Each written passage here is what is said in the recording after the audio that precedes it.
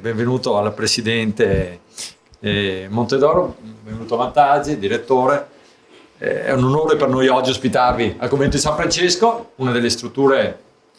penso più belle e interessanti del nostro territorio, e è tempo di bilanci, no? È tempo di bilanci, di progetti. Bilanci e progetti viaggiano assieme, nel senso che da un lato si fa il bilancio degli ultimi anni e dell'ultimo periodo, dall'altro si progetta. E devo dire che come sindaco della città di Conegliano la cosa che più mi inorgoglisce del periodo che va dal 9 luglio, dal 7 luglio 2019 ad oggi è sicuramente la capacità che hanno avuto gli amministratori locali di far sistema. Devo dire che anche grazie all'Associazione delle Colline UNESCO siamo riusciti a capire l'importanza che ha il territorio rispetto all'importanza che hanno le singole amministrazioni.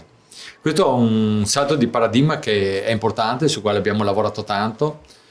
che anche la Regione ha riconosciuto, perché anche i progetti della SISUS sovracomunali vanno in questa direzione, nella direzione di rendere questo territorio sempre più omogeneo, valorizzandone le peculiarità, perché il nostro è un territorio che offre tantissimo, che è molto variegato, però che al tempo stesso deve trovare un'unità di intenti. Stiamo facendo molto per la mobilità debole, poi io i dati ovviamente li lascerò a voi, anche perché il vostro grande lavoro ha portato a questi importanti risultati, ma devo dire, ripeto, che per quanto riguarda le amministrazioni locali, il fatto di fare progetti sovracomunali, il fatto di facilitare la mobilità debole. Ricordo per esempio, adesso partiremo tra poco col progetto Giro Monticano, un progetto ciclabile che ha avuto i contributi appunto della SISUS, che porterà una pista ciclabile sull'Argine del Monticano che da Conegliano arriva a Gorgo al Monticano, per cui ultimeremo un po' di queste situazioni che permettono poi ai turisti di trovarsi bene. Noi siamo un territorio che sicuramente non è nato con una vocazione turistica, è un territorio che però negli ultimi anni, anche grazie al vostro lavoro, sta facendo passi da gigante. Noi vediamo il rispetto che c'è per le nostre colline, vediamo la capacità che hanno avuto molti dei nostri imprenditori di rivisitare le proprie tenute. Oggi troviamo molti più posti letto di quanti non avessimo poco tempo fa, senza, ripeto, cementificare, anzi andando a ristrutturare, andando a valorizzare i fabbricati che erano già presenti. Chiudo ricordando che il premio e il riconoscimento UNESCO è dovuto anche alla nostra storia. Noi dobbiamo sempre ricordare, per proiettarci al futuro in maniera seria, sana e consapevole, che il riconoscimento UNESCO è dovuto al grande lavoro che hanno fatto i nostri nonni e chi prima di loro per preservare le nostre colline. Oggi abbiamo una ricchezza importante che sta aumentando, che può dare prospettiva ai nostri figli e ai nostri nipoti, che possano rimanere a lavorare sul nostro territorio e trovare soddisfazione, ma se questo si può fare è perché i nostri nonni e chi prima di loro ha lavorato solo per mantenere le proprie famiglie, ha lavorato molto più duramente e con molta più fatica di quanto facciamo noi, pensando che la cosa importante fosse dare un territorio a chi veniva dopo di loro. E lo hanno fatto, sta a noi oggi conservare questo, poterlo dare e donare a chi viene a fruirlo, cioè poterlo dare e donare ai visitatori, che speriamo si fermino sempre di più. Penso che il nostro obiettivo dei prossimi anni sia riuscire a fare in modo che questo territorio sia accogliente e dia la possibilità al turista di fermarsi qualche notte in più. Questo lo possiamo fare, ripeto, solo se valorizziamo le peculiarità, cioè se dimostriamo che un territorio complesso come il nostro, fragile da un certo punto di vista, ma meraviglioso dall'altro, possa essere vissuto in maniera differente, vedendo in più giorni non solo le colline UNESCO, che sono meravigliose, ma anche tutti gli altri siti che abbiamo nella Regione Veneto, ma ripeto, anche al contrario, da tutti gli altri siti della Regione Veneto, venire a vedere una cosa unica al mondo, che sono le colline di Conegliano e Valdobbiadene. Per cui grazie veramente per il lavoro che avete fatto. Per quanto riguarda la nostra città, vediamo come la parte di ristorazione, la parte ricettiva siano sempre a overbooking. Questo ci dà la dimostrazione appunto che la vostra capacità di raccontare il nostro territorio ha avuto il responso che si voleva, ma proprio questo è quello che noi auspichiamo che si continui a fare tutti assieme, a raccontare, perché raccontare una storia meravigliosa. Vediamo tanti che si inventano delle storie su alcuni territori, noi abbiamo solo da raccontare una meravigliosa che è la storia reale delle colline del Conegliano Valdobbiadene. Grazie Sindaco. Beh, allora, intanto grazie, ci fa piacere essere quest'anno qui a Conegliano, che lo diciamo sempre una delle due porte d'ingresso delle colline e sicuramente anche quella che poi interseca la direttrice più importante, che è appunto l'autostrada. E ti ringrazio anche delle parole che hai speso, perché credo che il riconoscimento dell'anno scorso come città veneta della cultura, che in realtà è andata a tutti i comuni, sia un po' la dimostrazione di quello che tu stavi dicendo, cioè che effettivamente è il lavoro di squadra che sta facendo e ha fatto la differenza in questi ormai 5 anni, perché a luglio abbiamo compiuto 5 anni, ma anche in questi primi 5 mesi dell'anno, perché i dati ci raccontano appunto una storia che è quella che tu stavi appunto narrando, cioè un forte aumento. Le colline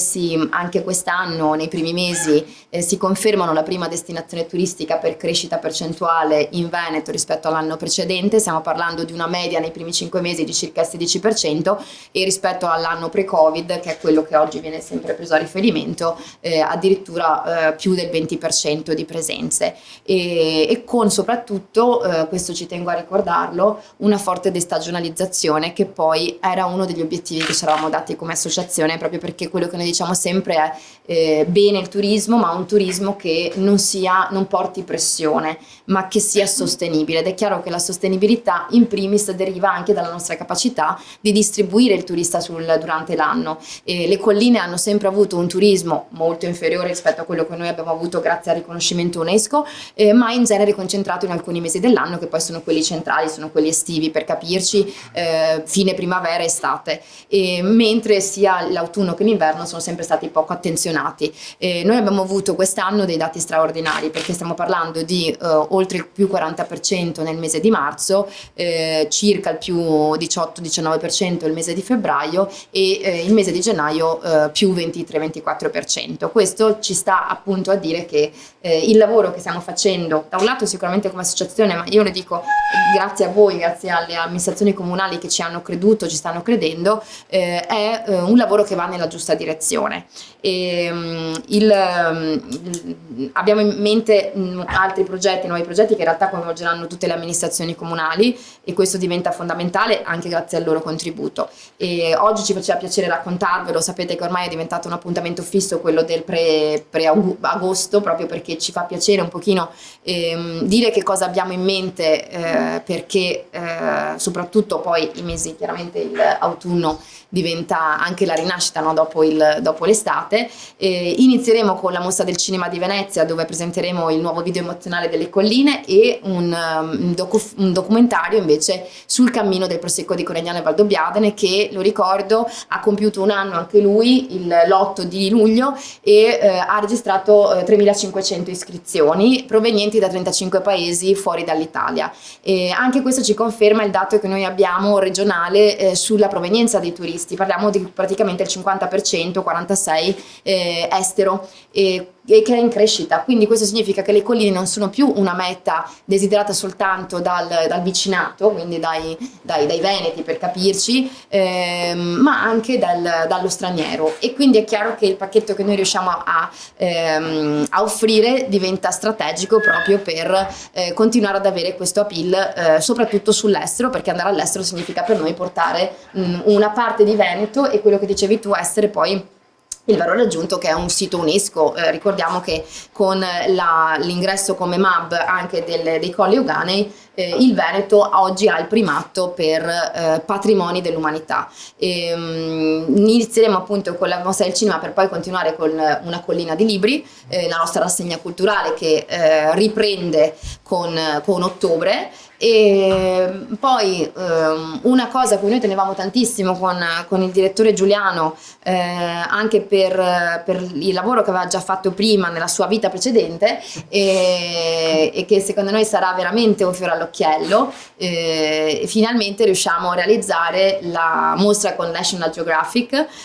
che sarà itinerante, partirà dalla Germania, che è anzi è il primo paese di provenienza dei nostri turisti, per poi continuare in altre capitali dove National Geographic ha una rilevanza. Questo significa che porteremo la bellezza delle colline anche in sedi che sono chiaramente di grande appeal per il turismo, per cui questo secondo noi è forse il progetto più importante che realizzeremo nel 2024, con l'autunno del 2024. A questo poi si aggiungono un po' quella serie di concerti che avete visto partiti l'anno scorso grazie alla Città Veneta della Cultura e che gratuitamente ancora anche quest'anno siamo riusciti a riproporre grazie proprio anche all'intervento delle amministrazioni comunali. A noi piacerebbe riuscire a continuare a farli anche negli anni a venire proprio in maniera gratuita, perché la cultura, l'abbiamo detto mille volte anche con una collina di libri, deve essere favorita. Per favorirla è anche importante poterla far sì che i cittadini possano accedervi in maniera appunto gratuita, perché diventa un valore aggiunto per tutti quanti.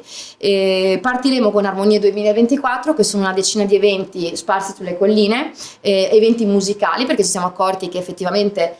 piace molto questa tipologia di eventi. Ricordo che domani avremo il primo concerto all'alba, rifacciamo quello che abbiamo fatto l'anno scorso a Sernaglia della Battaglia, da cui vediamo benissimo le colline del Prosecco di Corigliano e Valdobbiadene. L'anno scorso abbiamo avuto addirittura oltre 2000 presenze, pensiamo che bisseremo anche domani mattina, per cui questi eventi all'alba e al tramonto rappresentano veramente un po' un modo per valorizzare in due momenti topici della giornata quello che è il paesaggio insieme alla musica. Armonia 2024 poi racconterà anche alcune tematiche che sono importanti, quindi la donna, oggi sicuramente tema molto sentito anche per le tragedie che insomma anche nel 2024 abbiamo vissuto, per cui anche l'importanza di mantenere un collegamento con quella che è la realtà che noi viviamo ogni giorno, chiaramente. Sulle altre attività, perché ne abbiamo veramente tantissime, io vorrei dare la parola invece al mio direttore, che ringrazio per il lavoro che ha fatto e che sta facendo, perché è vero che ci sono le amministrazioni comunali, è vero che ci sono i volontari, lo ricordo perché soltanto ieri i volontari, o l'altro ieri insomma, i volontari del CAI, degli alpini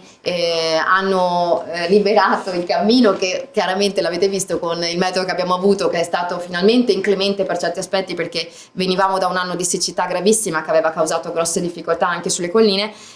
quindi è chiaro che la presenza di acqua quest'anno è stata positiva per l'agricoltura fino a un certo punto, ovviamente, perché poi può portare in eccesso anche problematiche di carattere idrogeologico, soprattutto in una zona come la nostra che è fortemente pendente, però appunto senza di loro che hanno pulito il cammino non sarebbe chiaramente usufruibile, per cui io li ringrazio in questo caso il tratto che abbiamo pulito è quello di Vittorio Veneto, per cui ci tengo a ringraziare anche l'amministrazione comunale di Vittorio, perché è recentemente cambiata, però ci dimostra come appunto questa sensibilità ci sia indipendentemente da chi poi va a guidare le amministrazioni comunali, e questo per noi è un valore aggiunto, perché vuol dire che proprio la gente ci crede, e quindi ringrazio anche lui, perché se non ci fosse lui non faremmo queste cose, per cui gli passo anche la parola. Grazie. Grazie Presidente, grazie Sindaco. Io vi parlo dei tavoli partecipativi, della partecipazione che noi dobbiamo assicurare per l'implementazione del piano di gestione, perché un piano di gestione di un sito UNESCO parte dall'ascolto del territorio. Noi siamo partiti con metà luglio ad ascoltare tutti gli attori del territorio che ci danno le loro idee, le loro impressioni, perché noi abbiamo un onere e un onore, quello di implementare ma anche di migliorare il piano di gestione. Ogni 5 anni si attualizza, quindi adesso da questo inizio dei tavoli partecipativi saranno dei tavoli partecipativi settoriali, quindi si andrà a fare quello dell'agricoltura, quello del paesaggio rurale, quello del paesaggio forestale, perché come diciamo sempre il 52% delle colline è a bosco, e poi ci sarà quello dello sviluppo socio-economico, che comprende anche il turismo, e quello collegato al climate change e al disaster risk. Quindi vedete come il nostro ascolto del territorio sarà prolungato per i prossimi 4-5 mesi fino ad addivenire nel 2025, nella primavera del 2025, a un nuovo piano di gestione implementato e a tutti gli strumenti che da questo discendono.